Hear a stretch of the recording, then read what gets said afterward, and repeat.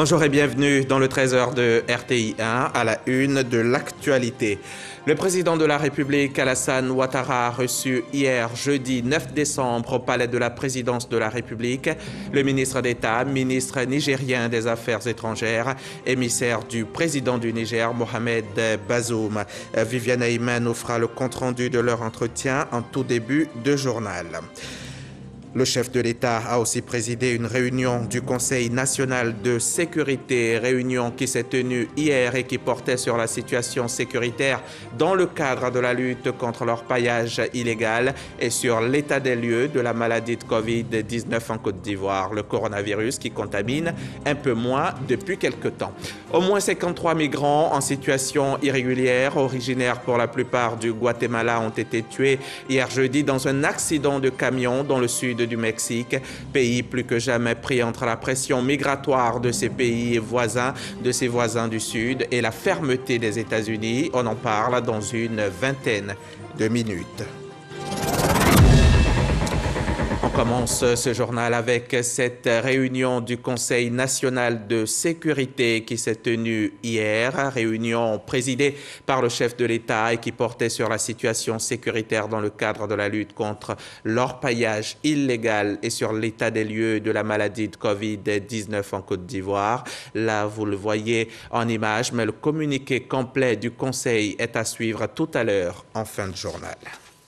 En attendant, on s'intéresse à cette audience du chef de l'État. C'était dans la même journée d'hier au palais de la présidence de la République.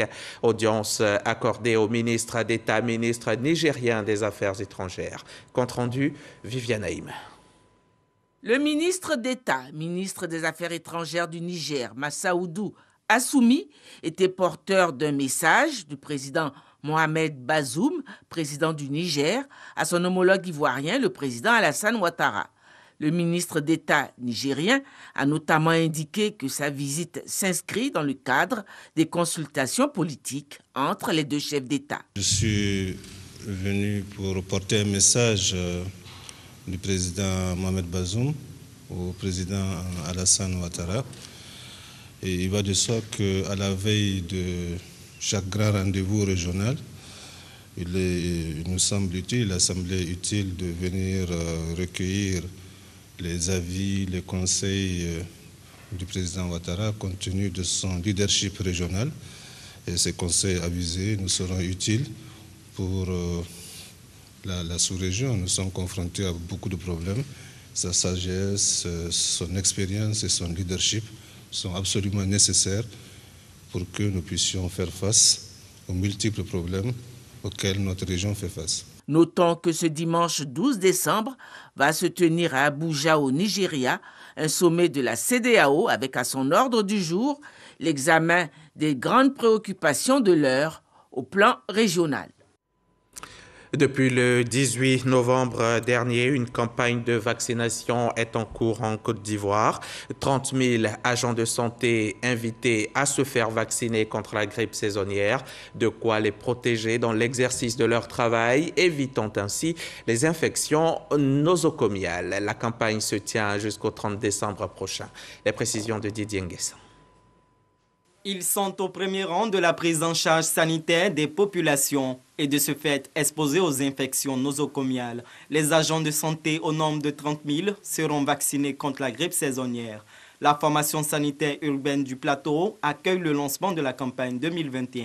La grippe saisonnière est une pathologie respiratoire qui a le même mode de transmission, les mêmes signes, les mêmes facteurs de risque et de gravité que la Covid-19. 3 à 5 millions de cas de maladies graves, dont 290 000 décès, sont causés par les épidémies de grippe selon l'OMS. Cette nouvelle stratégie que nous avons lancée vise un objectif qui est double. Renforcer les capacités nationales de surveillance et d'intervention, de prévention de la lutte et de la préparation. Le deuxième objectif de ce grand programme, c'est bien entendu d'élaborer les outils améliorés pour prévenir, détecter et combattre la grippe. 16 régions et 60 districts sanitaires sont concernés. Une campagne financée par le CDC Atlanta à hauteur de 85 millions de francs CFA. Le ministère de la Santé espère une couverture vaccinale totale des agents de santé qui l'invitent à se faire vacciner. La Côte d'Ivoire a bénéficié de 15 000 doses de vaccins antigrippal en 2019 et en 2020. Cette année, ce sont 30 500 doses de vaccins dont notre pays a bénéficié pour vacciner le personnel de santé. Protéger le personnel de santé et les populations contre les affections courantes est un devoir. La campagne de vaccination contre la grippe saisonnière est à sa 3e édition. Elle se poursuit jusqu'au 30 décembre. À côté de la grippe saisonnière, il y a le coronavirus qui est aussi à combattre. Un combat difficile que nous sommes pourtant condamnés à réussir.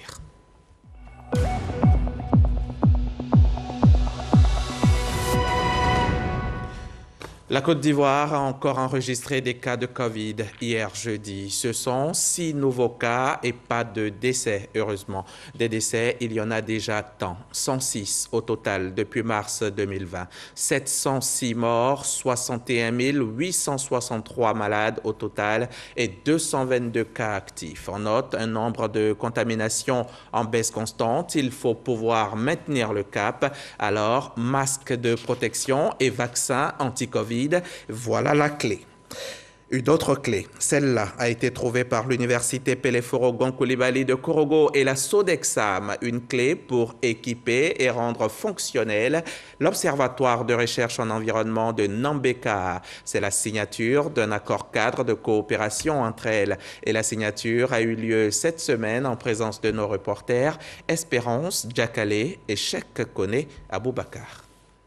Conclu pour une durée de 5 ans renouvelable, l'accord de partenariat entre l'université Peleforogon Coulibaly et la Sodexam a pour objectif de créer un cadre de coopération dans les domaines de la recherche, de l'innovation scientifique et des technologies liées à la météorologie. Cette collaboration est d'intérêt puisque déjà nous sommes une structure d'enseignement, mais aussi de recherche. Et la recherche aujourd'hui doit se faire en partenariat. Nous pouvons réussir cette mission qui est quand même importante, c'est l'accompagnement de la Sodexam. Cet accord permettra à la Sodexam de promouvoir l'excellence à tous les niveaux en attirant de nouveaux talents issus des meilleures grandes écoles et universités de Côte d'Ivoire. Aujourd'hui, à l'initiative du président de l'université Peleforogon Coulibaly de Korogo, nous signons une convention de partenariat qui va nous permettre d'échanger des informations, des données, qui va nous permettre de contribuer aussi modestement à la formation des étudiants et doctorants de cette institution universitaire et enfin permettre à la Sodexam donc d'accéder aux données de la station d'observation mise en place par l'université Peleforogon. L'Observatoire de recherche en environnement de Nambeka, qui sera rénové à la suite de cette coopération, ambition d'être une station de recherche de référence sur le climat, l'hydrologie, la biodiversité et l'agriculture en zone de savane sèche. Le reportage d'Espérance Djakale a été commenté par Cheikh Kone. Le ministre gouverneur du district autonome de la vallée du Bandama a entamé depuis quelque temps une tournée dans sa région. Une tournée au cours de laquelle Jean-Claude Kouassi s'entretient avec tout le monde, notamment les groupes socio-professionnels, les chefs traditionnels, les chefs de communauté, qu'il instruit sur son rôle exact et ses missions en tant que ministre gouverneur. Djeneba Ouattara, Soro Corona, RTI Bouaké. Le ministre-gouverneur du district autonome de la vallée du Bandama rencontre les chefs traditionnels de communauté ainsi que les différents groupes socio-professionnels résidant à Bouaké, notamment les associations de femmes, de jeunes, les acteurs culturels, sportifs, les artisans et les commerçants. Rencontre au cours de laquelle Jean-Claude Kouassi explique le rôle et la mission à lui assigner. L'essentiel de mon travail doit être de les écouter pour mieux les comprendre pour mieux proposer dans quel sens agir pour que la vallée du Bandama aille de l'avant. Les populations traduisent leur gratitude et leur solidarité au ministre-gouverneur. C'est pas facile. Et lui-même, il a compris qu'avec toutes les femmes de Bouaké, il réussira sa mission. Généralement, quand on travaille pour quelqu'un, il faut faire ce qu'il demande. Il n'a qu'à rester à l'écoute de la population et exécuter leurs doléances. Nous remercions sincèrement le président de la République parce qu'il ne nous a pas oubliés. Il a promis même qu'il va renaître la vallée du Bandama dans toute sa vigueur. La Côte d'Ivoire compte 14 ministres-gouverneurs du district autonome. Jean-Claude Kouassi sera investi ce mois de décembre. Le district autonome de la vallée du Bandama couvre les régions de Béké et du Hambol. L'UNICEF, c'est le Fonds des Nations Unies pour l'enfance, une agence des Nations Unies consacrée à l'amélioration et à la promotion de la condition des enfants. Et l'UNICEF le fait depuis 75 ans aujourd'hui, plus de 7 décennies d'existence. Un anniversaire qui a été célébré par le bureau UNICEF Côte d'Ivoire et ses partenaires. Témoignage Orphée Conan, Djamasso, Abou Sanogo. 75 ans consacrés à l'amélioration et à la promotion de la condition des enfants dans le monde. Un événement que l'UNICEF Côte d'Ivoire a tenu à célébrer.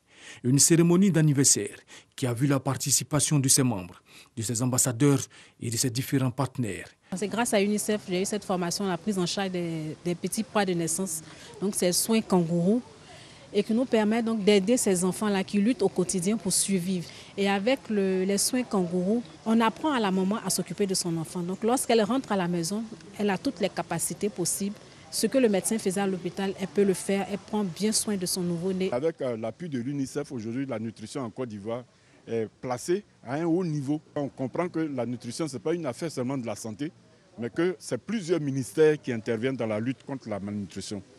Depuis son avènement en Côte d'Ivoire en 1991, l'UNICEF mène un combat acharné afin de garantir à chaque enfant sans distinction aucune une protection contre la violence et l'exploitation, une nutrition de qualité, l'accès à l'éducation et à la santé. Il y avait beaucoup de progrès ici en Côte d'Ivoire depuis les dernières années et ce que nous voulons faire, c'est de continuer ce progrès. Donc c'est là où nous avons mis beaucoup de nos efforts pour renforcer l'accès aux services sociaux de base, renforcer le système de protection pour les enfants, renforcer l'accès à l'éducation de qualité avec nos partenaires. Créé en 1946 au lendemain de la Seconde Guerre mondiale, l'UNICEF conduit des opérations dans des endroits les plus inhospitaliers de la planète pour venir en aide aux enfants les plus en danger et les plus défavorisés.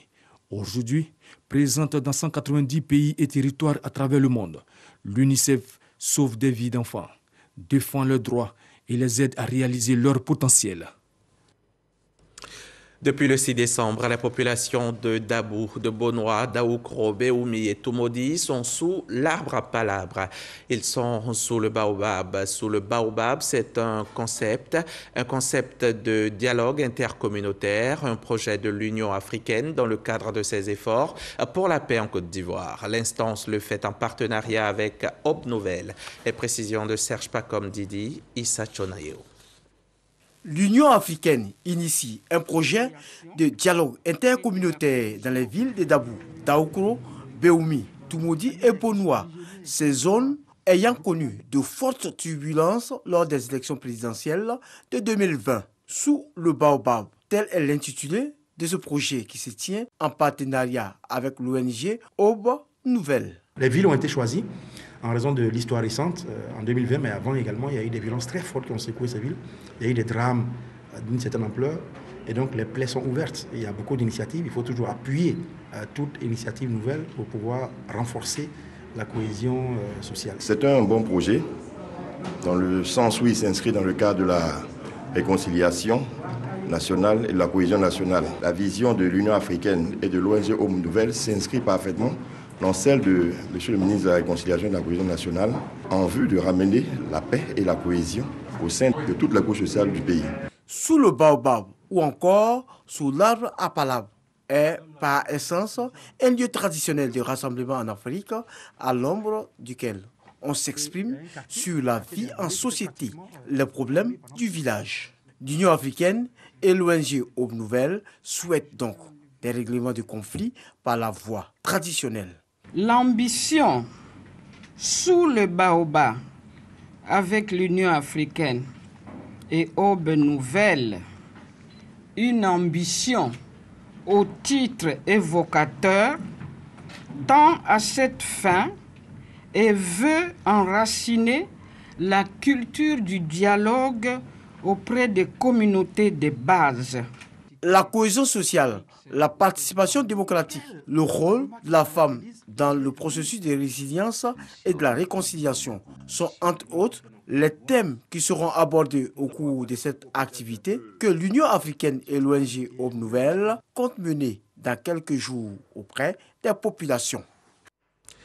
Ils sont souvent traités de lâches, de vauriens et pourtant, eux ont la conviction qu'ils ont fait le bon choix. Autrefois, obnubilés par l'aventure, ils ont tenté par tous les moyens de rejoindre l'Europe, parfois même au risque de leur vie.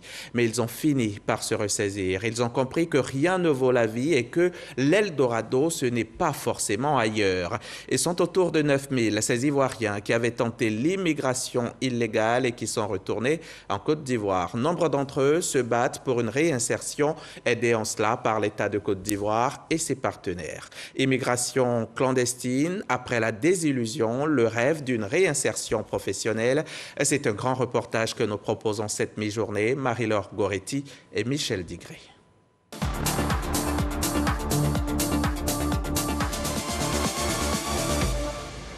Nous sommes en Tunisie. Inao est un jeune Ivoirien employé dans une boulangerie. Il a tenté l'aventure dans ce pays il y a de cela quelques années. Mais aujourd'hui, c'est l'heure des regrets. Ouais, je cherche un meilleur avenir pour ma famille, au fait. Pour avoir au moins, comment on appelle là, un avenir radieux pour l'enfant. Étant ici, c'est pas évident. Même désillusion pour Priska, venue en Tunisie en 2014 pour poursuivre ses études. Elle s'est retrouvée femme de ménage. Dans leur quête de lendemain meilleur, ils sont prêts à tout, y compris à prendre le risque d'une traversée de la Méditerranée vers l'Europe. Quand ils étaient au pays, on leur a promis des salaires énormes.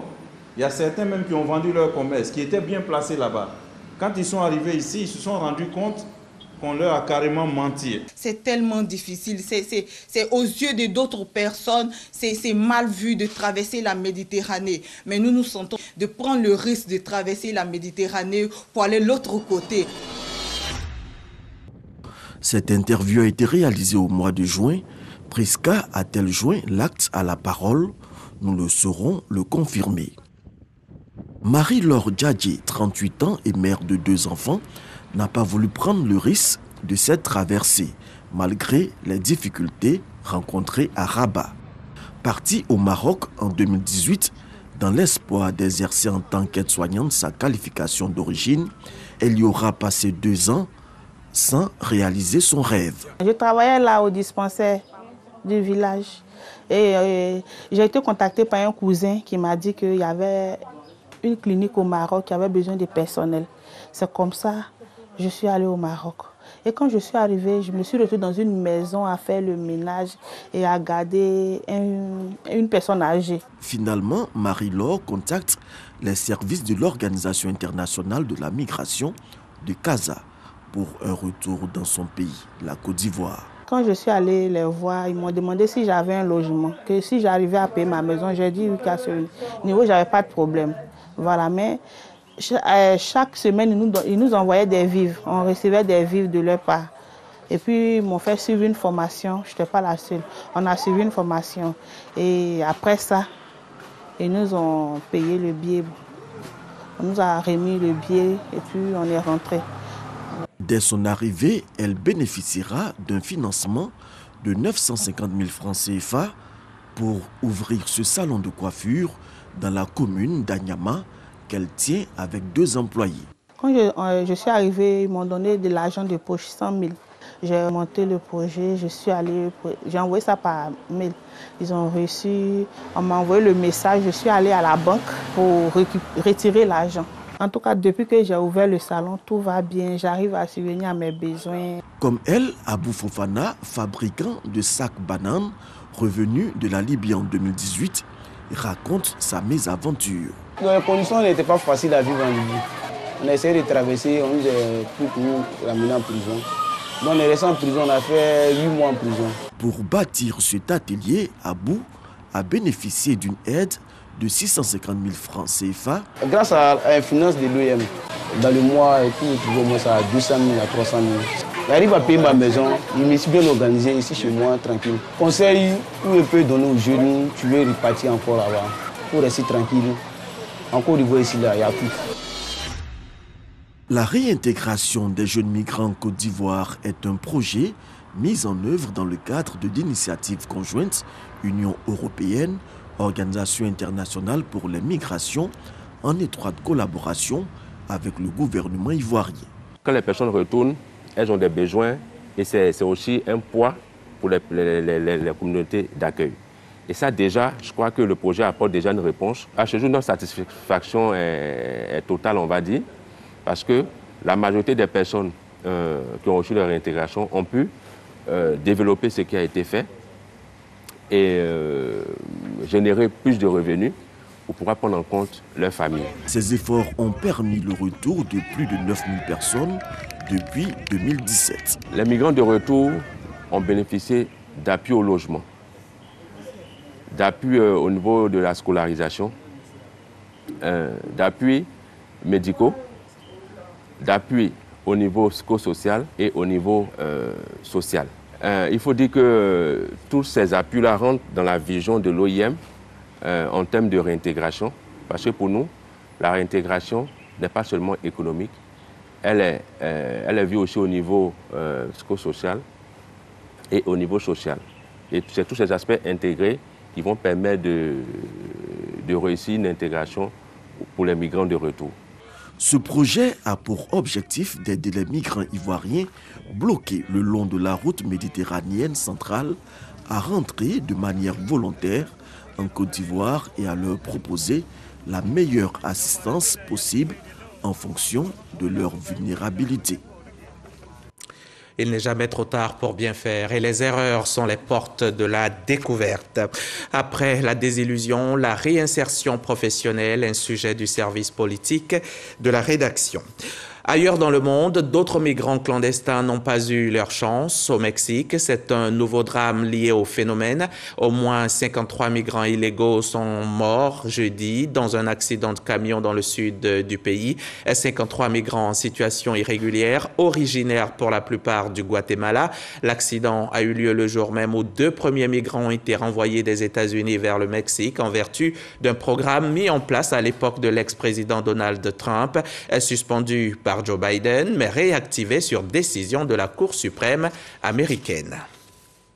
Je vous l'ai dit, à l'entame de cette édition, un Conseil national de sécurité s'est tenu hier. Une réunion présidée par le chef de l'État et qui portait sur la situation sécuritaire dans le cadre de la lutte contre l'orpaillage illégal et sur la maladie de Covid-19 en Côte d'Ivoire. Voici le communiqué complet. Merci. Le communiqué complet maintenant.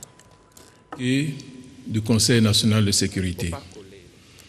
Le président de la République, son Excellence M. Alassane Ouattara, a présidé ce jeudi 9 décembre 2021 au Palais de la Présidence de la République une réunion du Conseil national de sécurité.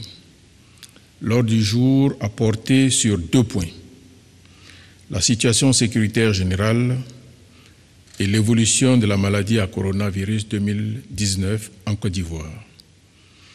Au titre de la situation sécuritaire générale, à la suite de la présentation faite par le ministre de l'Intérieur et de la Sécurité, le Conseil national de sécurité a noté avec satisfaction une nette amélioration de la situation sécuritaire générale. Dans ce contexte, le Conseil national de sécurité s'est réjoui des derniers résultats obtenus dans le cadre des opérations de lutte contre l'orpaillage illégal et le terrorisme. Ainsi, depuis la dernière réunion du Conseil national de sécurité, 114 sites d'orpaillage illégal ont été déguerpis, 96 personnes interpellées dans 12 régions, 9000 abris de fortune détruits et d'importantes quantités de matériel saisis. Le Conseil national de sécurité a, par ailleurs, été informé par le chef d'état-major général des armées de la tenue effective du 22 au 27 novembre 2021 de l'opération militaire conjointe dénommée Koudalgou 4, qui a rassemblé plusieurs pays, dont la Côte d'Ivoire. Cette opération contre le terrorisme a permis l'interpellation de 304 individus suspects, ainsi que la saisie d'armes à feu, de munitions, d'explosifs, de moyens roulants et de stupéfiants. Le chef d'état-major général des armées a également porté à la connaissance du Conseil national de sécurité le déploiement prochain de 17 211 éléments de forces de défense et de sécurité dans le cadre de l'opération Mirador 2021 en vue de permettre aux populations de passer les fêtes de fin d'année dans la quiétude et en toute sécurité. Enfin, le Conseil national de sécurité a été informé des résultats très encourageants obtenus dans le cadre de la lutte contre la criminalité juvénile dans le district d'Abidjan. En effet, les opérations conjointes menées par la cellule de coordination, de suivi et de réinsertion et la police nationale, sur instruction du Conseil national de sécurité, ont permis de réduire de façon significative les agressions commises dans plusieurs quartiers du district par les enfants, adolescents et jeunes en conflit avec la loi. Ainsi, au cours de la période allant de février à novembre 2021, près de 14 000 adolescents et jeunes ont été raflés dans les quartiers identifiés comme à risque et 2106 fumoirs démantelés avec d'importantes saisies de stupéfiants. Par ailleurs, 254 adolescents identifiés comme particulièrement agressifs ont suivi un programme de resocialisation et ont été placés auprès de maîtres artisans ou réintégrés dans le système scolaire. Au regard de l'ensemble des résultats obtenus relativement à la situation sécuritaire générale, le président de la République a félicité les ministres en charge de la Défense et de la Sécurité, les grands commandements, ainsi que tous les autres acteurs impliqués dans la sécurisation de notre pays. Il les a, en outre, encouragés à poursuivre leurs efforts en ce sens. Au titre de l'évolution de la maladie à coronavirus 2019 en Côte d'Ivoire, le ministre de la Santé, de l'Hygiène publique et de la couverture maladie universelle a fait un point de situation sur l'évolution de la maladie de Covid-19 en Côte d'Ivoire. Ainsi, à la date du mercredi 8 décembre 2021, la Côte d'Ivoire dénombrait 61 857 cas confirmés de Covid-19, dont 60 909 guéris, 706 décès et 236 cas actifs.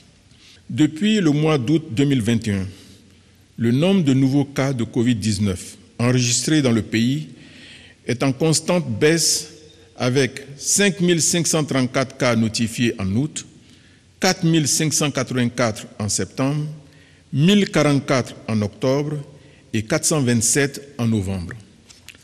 La moyenne du taux de positivité actuel est inférieure à 2%, bien en dessous du seuil d'alerte de 5%. Le taux de guérison avoisine les 99%, traduisant non seulement la qualité de la prise en charge par les professionnels de santé, mais également la précocité du diagnostic grâce à l'utilisation des tests rapides antigéniques. Le nombre de décès notifiés, touchant particulièrement les personnes vulnérables, est également en nette régression depuis le mois de septembre 2021. En effet, 183 cas de décès ont été enregistrés en septembre, 71 en octobre et 9 en novembre. Cette baisse du nombre de cas de décès est due à l'amélioration de la couverture vaccinale, notamment au sein des populations vulnérables. En effet, dans le district d'Abidjan, qui reste l'épicentre de la maladie avec 95% des cas diagnostiqués, 50% de la population cible a reçu la première dose et 27% les 2 doses prescrites. Le ministre en charge de la Santé a fait observer que le contexte sanitaire international, marqué par une augmentation significative des cas de Covid-19 en Europe et l'apparition du variant Omicron, ainsi que les importants mouvements de population attendus à l'occasion des fêtes de fin d'année, pourraient entraîner une résurgence de l'épidémie dans notre pays. Aussi, afin de parer à cette situation, le Conseil national de sécurité, après analyse, a décidé des mesures suivantes. la réduction de la validité des tests PCR à 48 heures, le renforcement des contrôles à l'aéroport international Félix Houphouët-Boigny par l'installation de laboratoires modulaires mobiles pour la réalisation de tests PCR et de cabines de désinfection. Le suivi quotidien des voyageurs en provenance des pays dans lesquels a été détecté le variant Omicron au cours des 5 premiers jours de leur arrivée en Côte d'Ivoire. Le renforcement des capacités de dépistage par l'accréditation de laboratoires privés et l'augmentation du nombre de laboratoires publics. Le président de la République, tout en félicitant le Premier ministre et le ministre en charge de la Santé pour les résultats très satisfaisants atteints dans le cadre de la lutte contre la Covid-19, les a encouragés à poursuivre et intensifier le programme de vaccination en cours ainsi que les actions de sensibilisation. Le chef de l'État a, par ailleurs, invité à nouveau les populations vivant en Côte d'Ivoire à respecter scrupuleusement les mesures barrières et, pour celles âgées de 18 ans et plus, à se faire vacciner afin de lutter efficacement contre la pandémie de Covid-19 dans notre pays. Au terme de cette 10e et dernière réunion de l'année 2021, le président de la République a adressé ses vives félicitations aux membres du Conseil national de sécurité pour les efforts remarquables déployés en vue d'assurer la protection des biens et des personnes dans notre pays. Enfin, le chef de l'État a indiqué que la prochaine réunion du Conseil national de sécurité se tiendra le jeudi 13 janvier 2022, fait à Abidjan le jeudi 9 décembre 2021. Merci de nous avoir suivis. Je reviens vendredi.